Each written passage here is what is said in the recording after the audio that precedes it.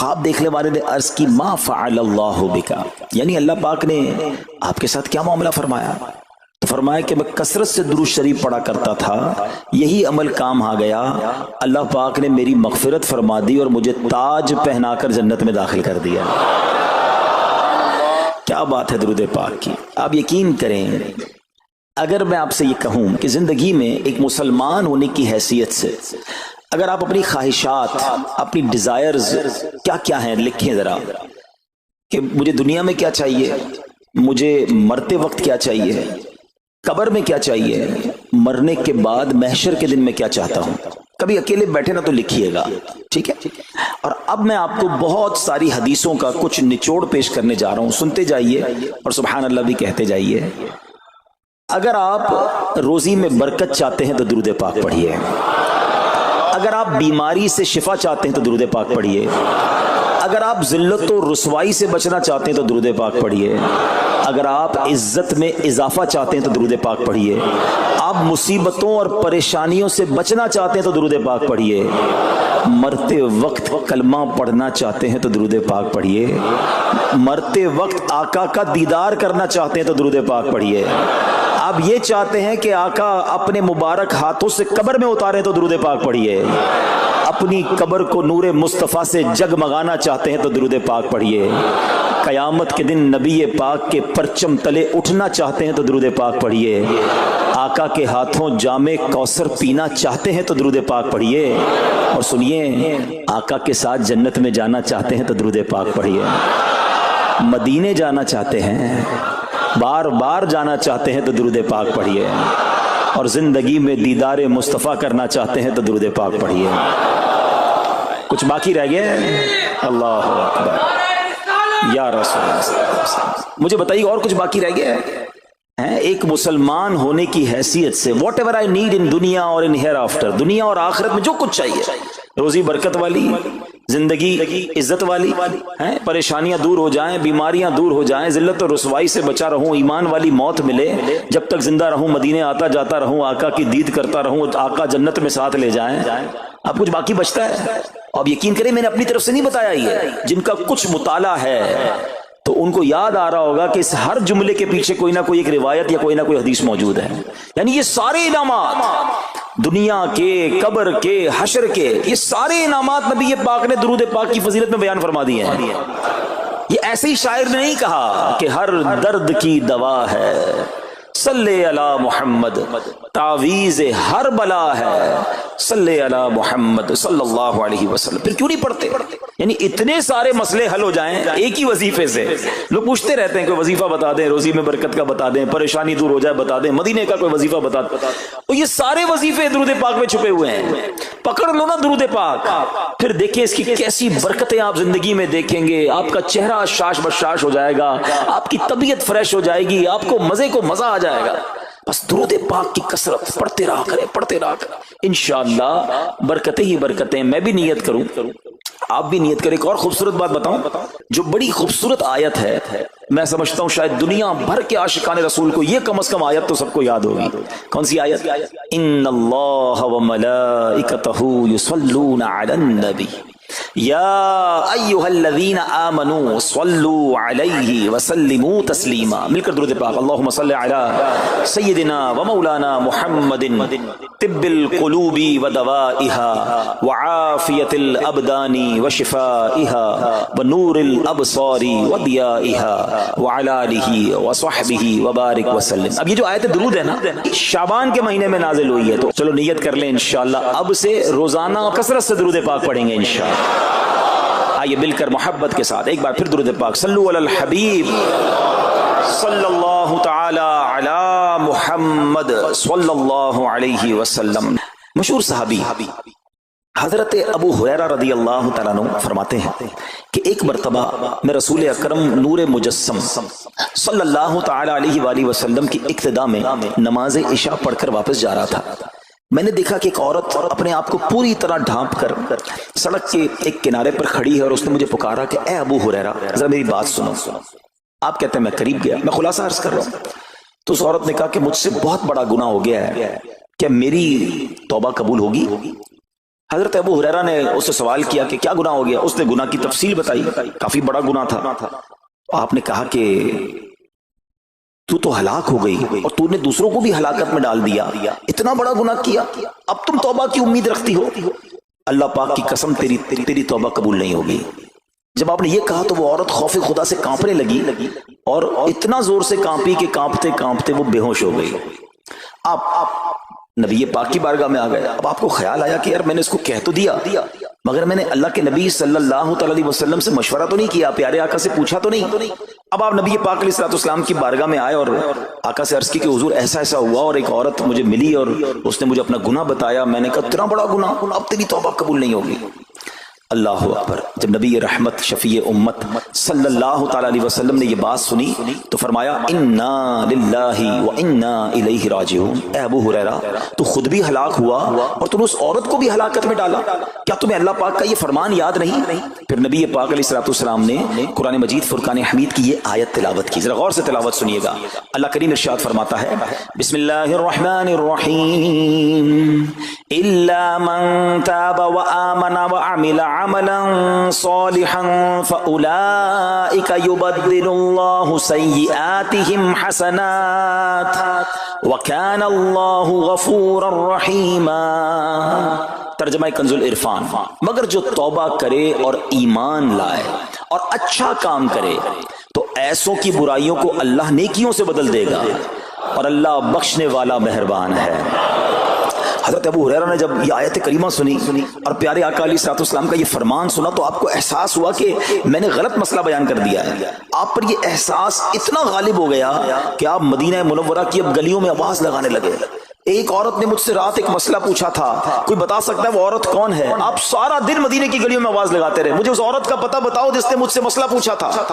اب رات ہوئی تو وہ عورت آپ کو کل والی جگہ پر پھر کھڑی مل گئی۔ آپ فوراً اس عورت کے پاس پہنچے، اسے نبی پاک کا فرمان سنایا اور کہا تمہیں مبارک ہو، اگر تم توبہ کرو گی تو اللہ تمہاری توبہ قبول فرما لے گا۔ اب یہ عورت اتنی خوش ہوئی کہ مارے خوشی کے کہتی ہے کہ میرا ایک باغ ہے، میں نے اپنے گناہ کے کفارے میں وہ باغ راہ خدا میں صدقہ کر رہی ہوں۔ یہ پورا باغ ہے ابو ہریرہ میں اللہ کی راہ میں صدقہ کرتی ہوں۔ اللہ اکبر۔ اے میرے پیارے اسلامی بھائیو، اس ایک واقعے میں ہمارے لیے بہت کچھ ہے۔ پہلے تھوڑا سا تربیت کے مدنی پھول ذرا سمجھیے کہ اتنی بڑی ہستی ہے سیدنا ابو ہریرہ رضی اللہ تعالیٰ، لیکن جیسے انہیں پتا چلا کہ میں نے یہ مسئلہ تو بیان کر دیا ہے مگر نبی پاک علیہ السلام سے پہلے اس کا حکم تو پوچھ لیتا، یہ ہمیں کیا درس دے رہا ہے کہ بغیر علم کے اپنی طرف سے شرعی مسئلہ بیان نہیں کرنا چاہیے۔ جو بغیر علم کے دینی مسئلے بتاتا ہے وہ خود بھی ہلاک ہوتا ہے اور دوسروں کو بھی ہلاکت میں ڈالتا ہے۔ ہاں میں بتاتا ہوں نا اس کا مسئلے کا حل کیا، حالانکہ خود کہیں پڑھا نہیں ہوتا۔ تو جب تک آپ کو علم نہیں ہے، آپ جانتے نہیں ہیں، تو کسی مسئلے کو بیان نہیں کرنا چاہیے۔ دوسری بات کہ اگر خدا نہ خواستہ کوئی غلط مسئلہ بتا بیٹھا یا بتا تو درست رہا تھا، بتاتے بتاتے غلطی کر بیٹھا، تو اسے چاہیے کہ ازالہ کرے، فوراً اس کا جو بھی ازالہ بنتا ہے وہ کرے۔ سیدنا ابو ہریرہ رضی اللہ تعالیٰ کا ازالہ تو دیکھیں کہ آپ کو جیسے ہی پتا چلا کہ اصل مسئلہ یہ ہے، اب آپ مدینے کی گلیوں میں صدا لگا رہے ہیں، تلاش کر رہے ہیں، پورا دن ڈھونڈتے رہے اس خاتون کو کہ میری سے غلطی ہو گئی، میں نے اس کو غلط مسئلہ بتایا، تاکہ اس کو تلاش کر کے اس کو درست مسئلہ بتایا جائے۔ اللہ اکبر۔ صحابہ کرام کی ادائیں بھی کتنی نرالی ہوتی ہیں، اللہ ان کا صدقہ عطا فرما دے۔ اب ہوتا کیا ہے کہ کبھی کوئی غلط مسئلہ بیان ہو گیا یا بیان میں، مشورے میں، درس میں کوئی غلطی ہو گئی، غلطی پتہ چل جائے، اب شرم آتی ہے کہ کیسے کہوں مجھ سے غلطی ہو گئی ہے، میں تو اتنا بڑا مبلغ بن کے گیا تھا، میں نے تو جناب اتنے پبلک میں بیان کیا تھا، اب میں کیسے بتاؤں کہ جناب میں نے یہ غلط پڑھ دیا یا غلط بیان کر دیا۔ حضرت ابو ہریرہ سب سے زیادہ جن کو حدیثیں یاد ہے، مگر سچ بتائیں بات سمجھنے والی پتہ کیا ہے؟ جو لوگ یہ سمجھتے ہیں نا کہ یار غلطی ماننے سے عزت کم ہو جاتی ہے، سچ بتاؤ آج 1450 سال بعد حضرت ابو ہریرہ کا یہ واقعہ سن کے ہمارے دلوں میں ان کی عزت کم ہو رہی ہے، بڑھ رہی ہے؟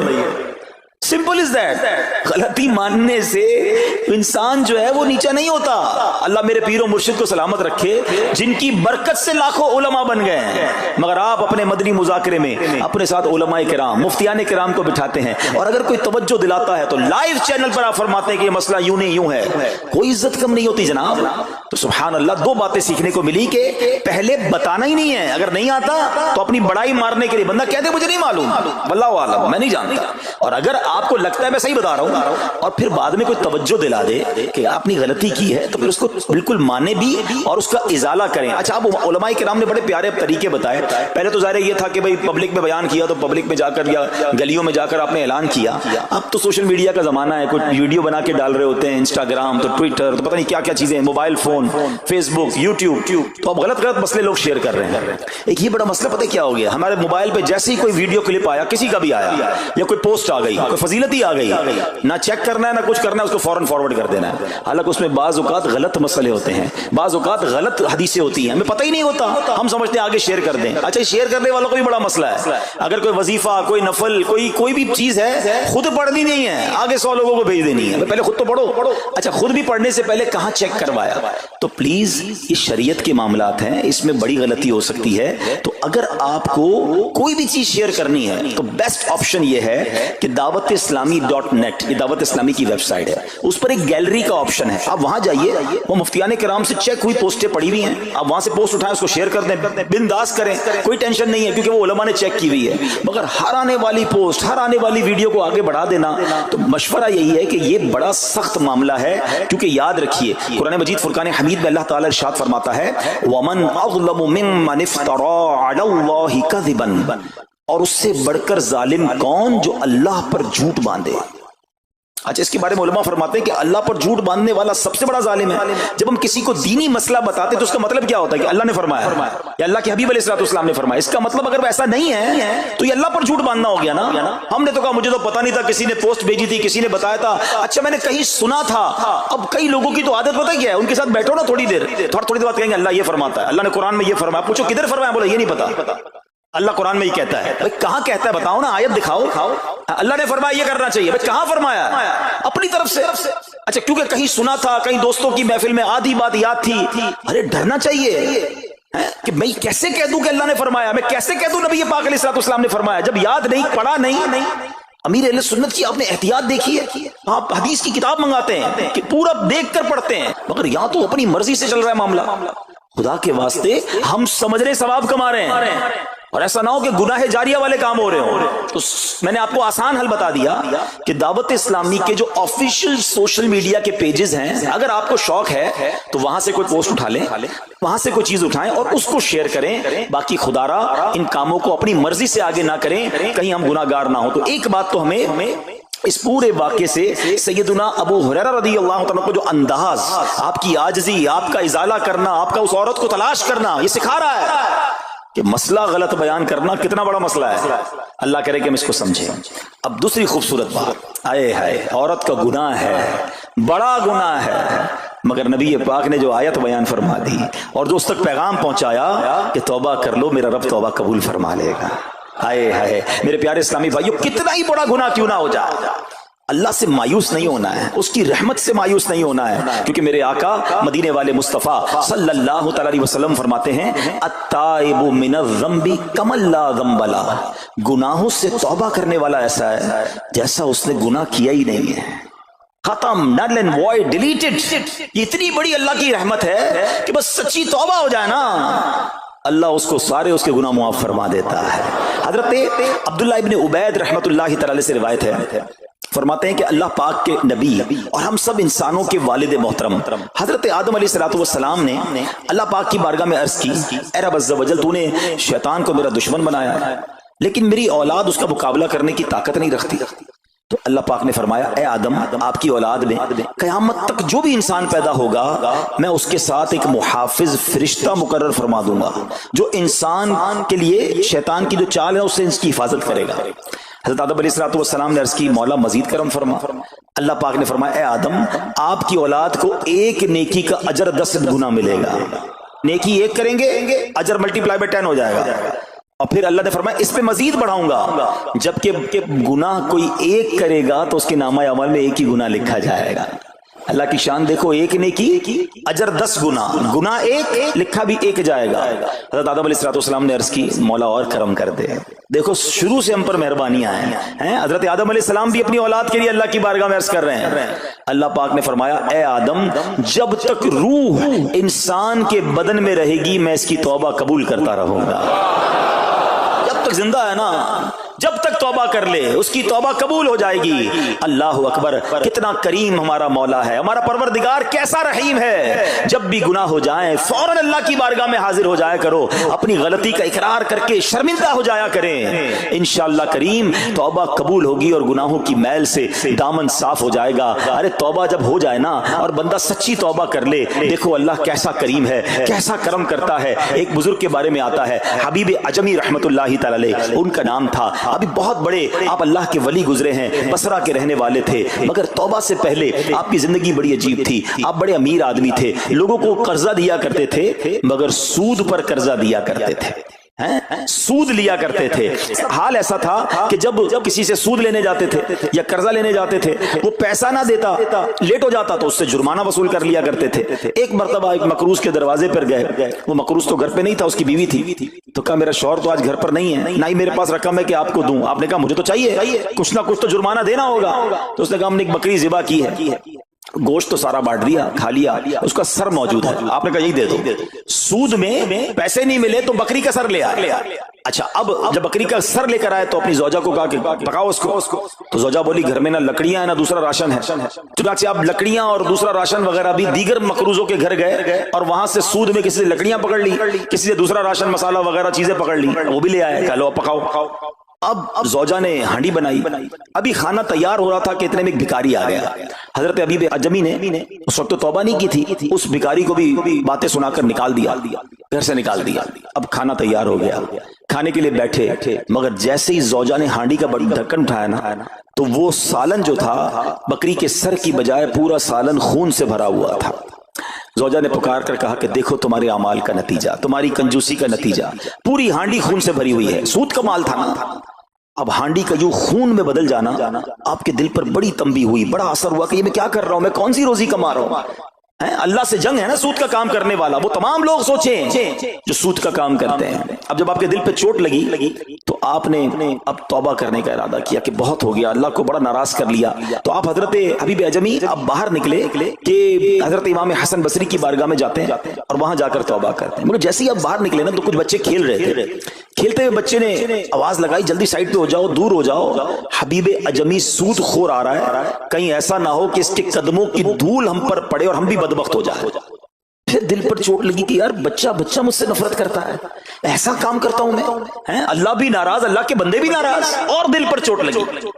حضرت حسن بصری رحمت اللہ تعالی کی خدمت میں گئے، بڑی سچی توبہ کی، اللہ کو راضی کرنے کے لیے پکی نیت کی، ابھی توبہ کی ہے، وہ بڑی نیکیاں نہیں کر لی، واپس آ رہے ہیں۔ جیسے واپس آ رہے ہیں تو دیکھا کہ وہی بچے کھیل رہے ہیں۔ اب ان بچوں میں کسی نے آپ کو دیکھا تو کہا کہ اب حبیب توبہ کر کے آ رہے ہیں، دور ہو جاؤ، کہیں ہمارے قدموں کی دھول ان پر نہ پڑ جائے تو ہم گناہگار نہ ہو جائیں۔ تھوڑی دیر پہلے یہ بچے کہہ رہے ہیں کہ دور ہو جاؤ، ان کی دھول پڑ گئی تو ہم بدبخت ہو جائیں گے، سود خور جا رہا، ارے ابھی توبہ کی ہے۔ اور اللہ نے اپنے بندوں اور مخلوق کے دل میں کیسی محبت ڈال دی کہ بچے کہہ رہے ہیں دور ہو جاؤ، ہمارے قدموں کی دھول حضرت حبیب پر نہ پڑ جائے، ہم گناہگار نہ ہو جائیں۔ اب جناب بڑا دل پہ اور اثر ہوا کہ مالک تیری قدرت، ابھی تو توبہ کی ہے اور میری نیک نامی کا اعلان تو نے اپنی مخلوق سے کروا دیا، سب کے حقوق ادا کیے، سودی لین دین تھا سب ختم کیا، اللہ پاک کی عبادت میں مصروف ہو گئے، اللہ نے ولایت کا سرتاج بنا دیا، اپنا ولی بنا دیا۔